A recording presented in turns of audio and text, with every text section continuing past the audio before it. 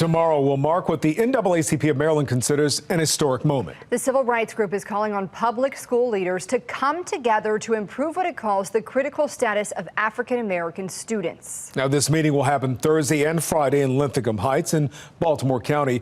Willie Flowers, the president of the Maryland State chapter of the NAACP, spoke with Fox 45 News about the conference, where school leaders are invited to discuss solutions to a number of issues impacting black students in Maryland.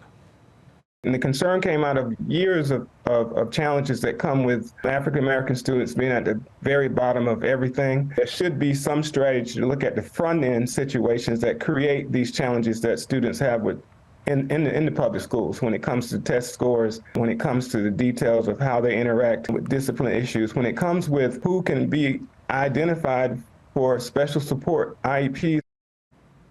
Flowers says these issues are not limited to any one district. Superintendents from all over the state have been asked to attend. In demanding action from school leaders, the Maryland NAACP cites a number of failures concerning the education of African-American students. Project Baltimore's Chris Papst has been reporting on many of those concerns for years. The point of this conference, according to the NAACP, is to find solutions that'll work immediately, not 10 years from now. The Maryland State NAACP earlier this month released this public statement saying it's attempted to work with state and local education agencies to remedy the dreadful education circumstances for African American children in public schools. The situation, according to the NAACP, is intolerable and getting worse. The civil rights group cites several issues, including, number one, lagging academic achievement and students graduating without necessary proficiency. There's an urgency about the work we're doing. Back in 2017, Project Baltimore spoke with Jack Pinnell, founder of the Baltimore Collegiate School for Boys, about a grim reality. 9 out of 10 black boys in Baltimore City are not reading at grade level. And so 9 out of 10? 9 out of 10. That same year, 13 Baltimore City high schools had 0 students among those who took the state exam score proficient in math.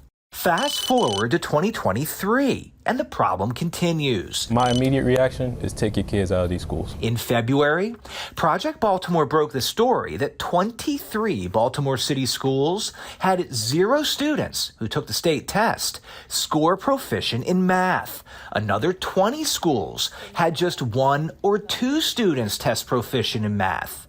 Student enrollment in city schools is 93% minority.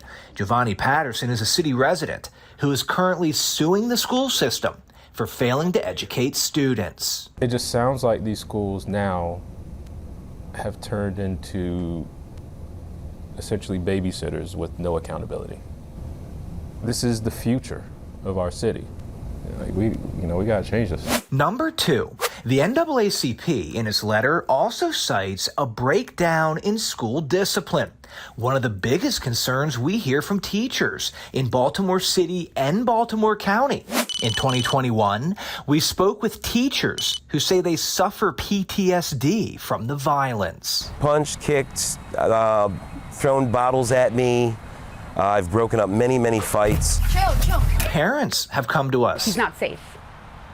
He's not safe. Saying their children are in danger. I don't send my son to school to be a punching bag. And students have said the bullying is out of control. This has been rough, like going to school, staying focused, and then worrying about this. I can't go to the bathroom by myself. I don't go to the bathroom by myself. In January of last year, Project Baltimore reported that arrests in Baltimore City schools went down 98% in a decade. At the time, we interviewed 2 city schools police officers who spoke anonymously, saying school leaders are turning their heads and not holding students accountable. If there's no discipline, the child's going to do it over and over again because they haven't learned anything. Number 3, the NAACP also points to inappropriate treatment of special education students. Last year, Project Baltimore told the story of 4 city school students with disabilities who could not attend school without a nurse. Your son, Shai, missed basically His whole school year. Yeah.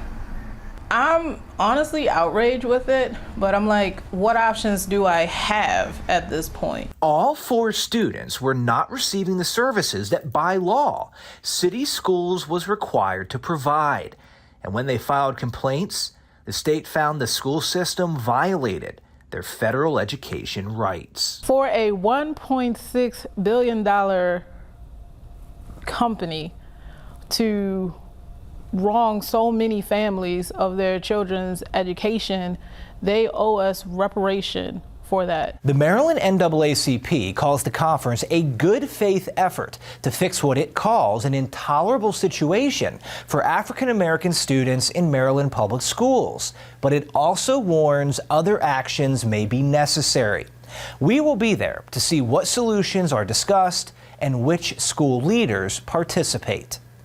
I'm Chris Pabst, and this is Project Baltimore. As teachers face increasing pressures in the classroom, we're getting a sense of how teachers in Baltimore feel. The nonprofit Fund for Educational Excellence surveyed about 200 current teachers. Some of the themes that came out include the continued impact of COVID on learning. Teachers also believe leaders are out of touch with their day-to-day activities and feel that their workload continues to expand and that it's unsustainable. At a school board meeting last night, union officials claimed compensation is not competitive with surrounding school systems.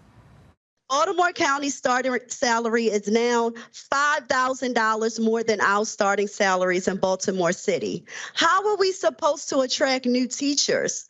Teachers with student loans and teachers who are changing careers to serve students when our starting salary is so far behind our nearest neighbor. Well, despite that, the city is budgeted to spend among the most per student in the country. You can see that full report at foxbaltimore.com. Baltimore County's Board of Education has approved a contract for its new school superintendent. Dr. Miriam Yarborough's 4-year tenure will begin July 1st. She'll earn $310,000 a year. She's taking over from Dr. Darrell Williams, who did not seek a second term. Yarborough will inherit issues like low test scores and a teacher shortage in the county. I'm Chris Pabst. Thanks for watching. Here's another story to watch. Also, if you have a story idea, please send us a message.